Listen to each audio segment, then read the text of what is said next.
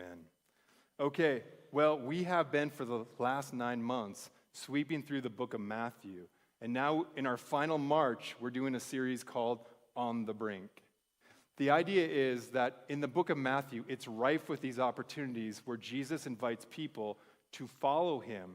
And it kind of seems to them that it might be a step off a cliff, like a loss of life. But the Gospel of Matthew is going to argue that that's actually an invitation into life to the full. So it's on the brink. This whole series really hinges upon the concept of liminality. You've probably never heard of that, but you felt it. Let me talk about it. Liminality. So this concept was tagged by anthropologist Victor Turner, who in the 1960s spent 2 years living among the Dembe tribe in northern Zambia. So the Dembe, like many African tribes, anchor their communal life together in a ton of rituals. Like the ritual of passing from boy to man, it's very much liminality. So Turner, in his studies as an anthropologist, discerned 3 major stages the Dembe ritual process took. The first being approach, and then ambiguity and reaggregation. So for example, the Dembe boys approached the age of puberty, 12, 13. And then on the same day, they were circumcised and separated from the general community. So probably not their best day ever, right? And then for 6 months, they lived in the wilderness. And they were in that ambiguity place of they're not really a part of the community anymore, but the village elders visit them. They're not boys, but they're not yet men. They have a foot on each side of the threshold, liminality. If they survive the 6 months, they re-enter the community, but now they're changed. They're boys no longer. Forever they're known as men. That's liminality. And Victor Turner's work became so popular because those 3 phases actually represent most of our transformational experiences. If you think about it, whether you are getting married, taking on a new career, retiring, having your first child, those are all liminal experiences. Limen is the word for threshold in Latin. Those are liminal experiences where you approach it, and then there is a phase where you have 1 foot on each side of that threshold. Now you can back away, but if you choose to cross over that, you will be forever changed, right? You're engaged. You're not married yet, but you're not single anymore.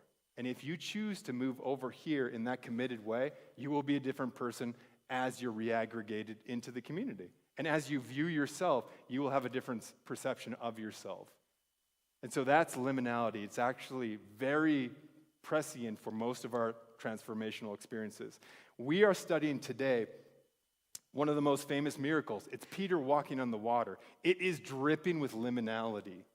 He is literally at the threshold of the boat and steps out.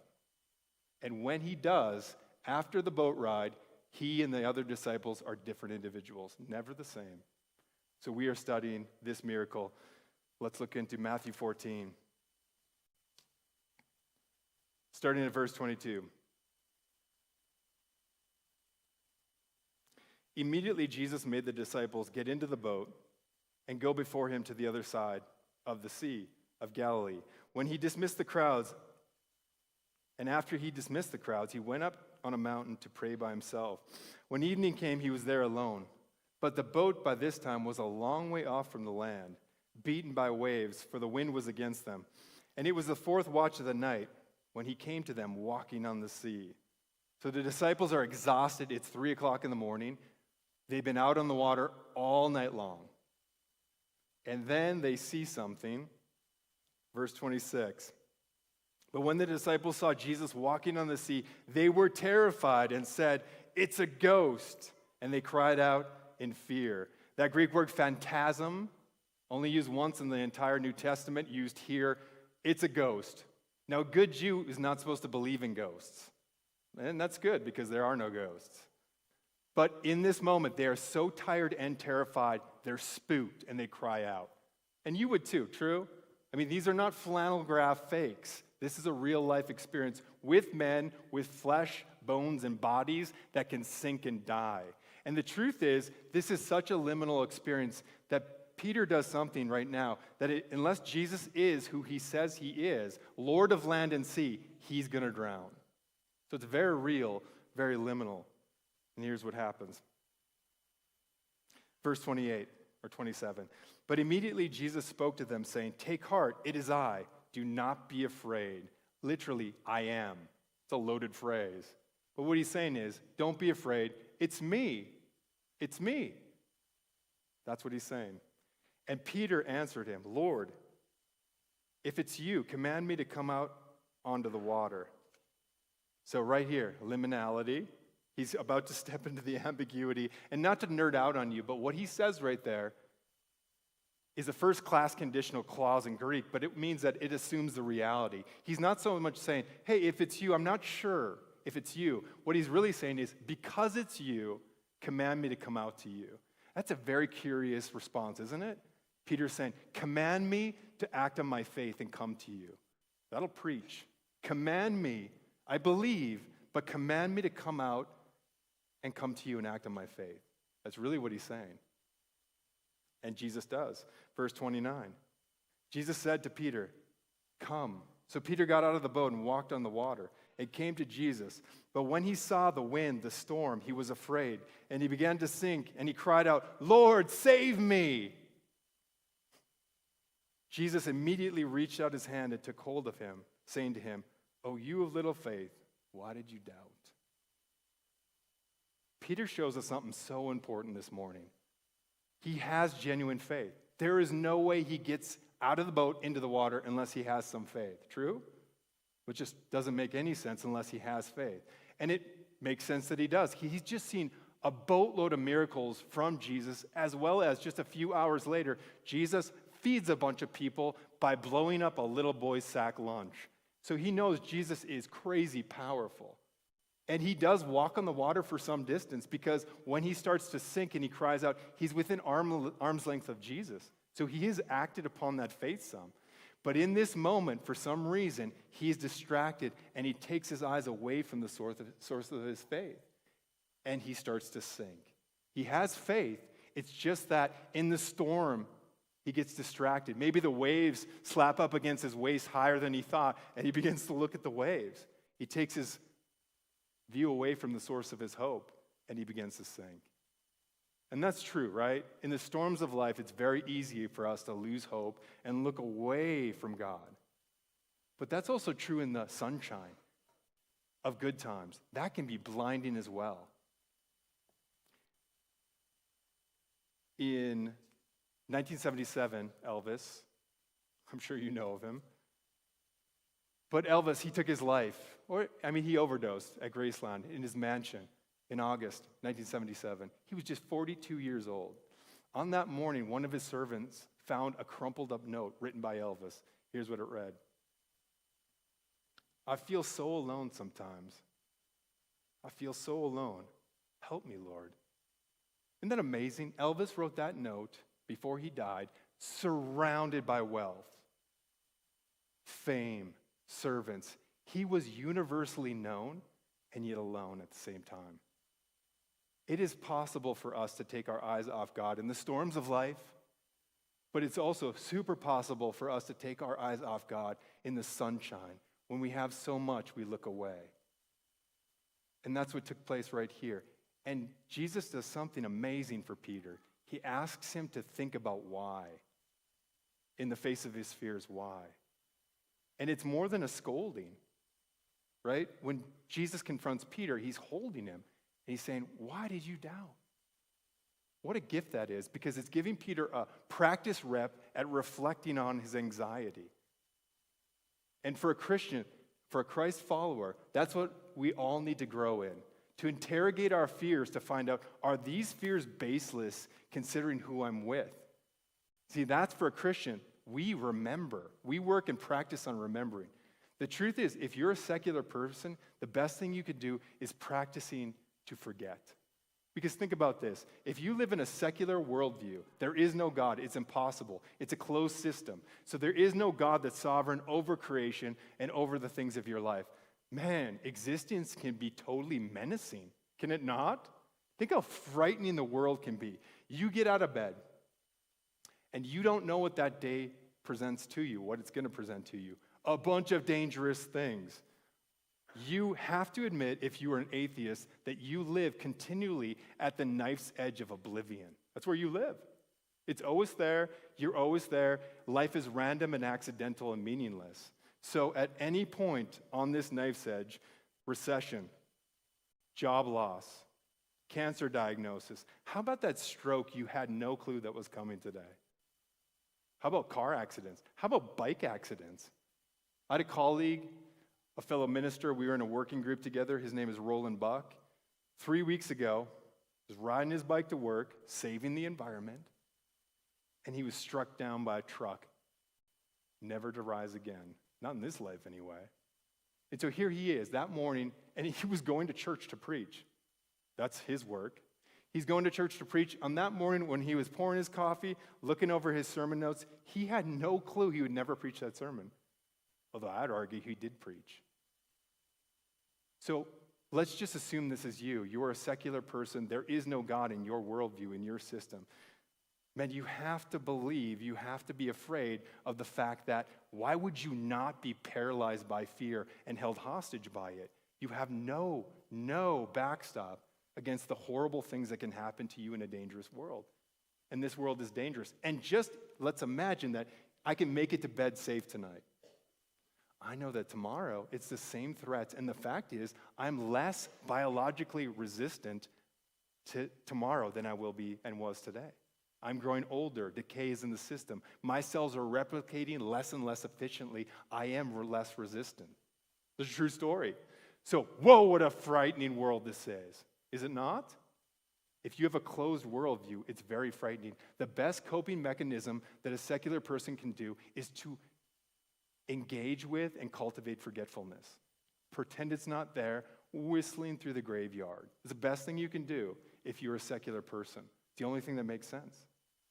But if you are a follower of Christ, living in relationship to a sovereign God, the best thing you can do is to remember, who am I with? Who am I with? It's what Peter is prompted to think about. Jesus is forcing him to interrogate his fears and find them baseless. Why are you doubtful? It's me.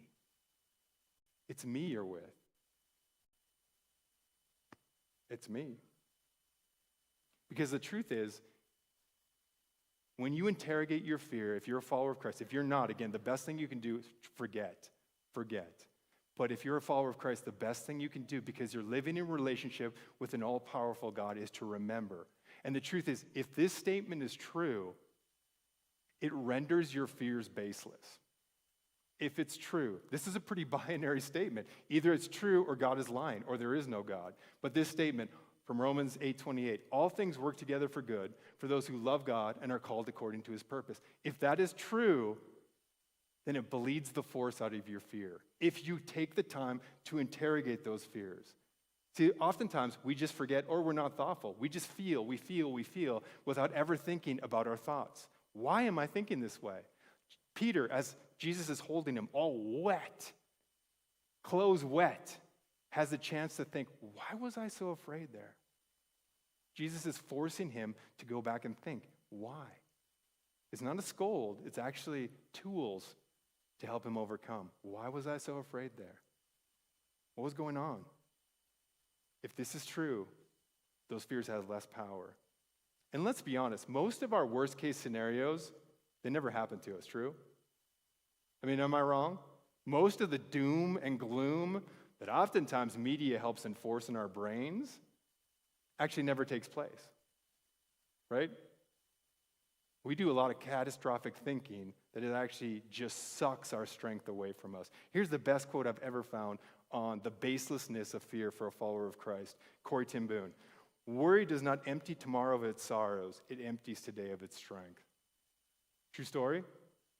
A lot of that stuff never, ever happens to you. You spend all of your energy and focus worrying, and losing your strength.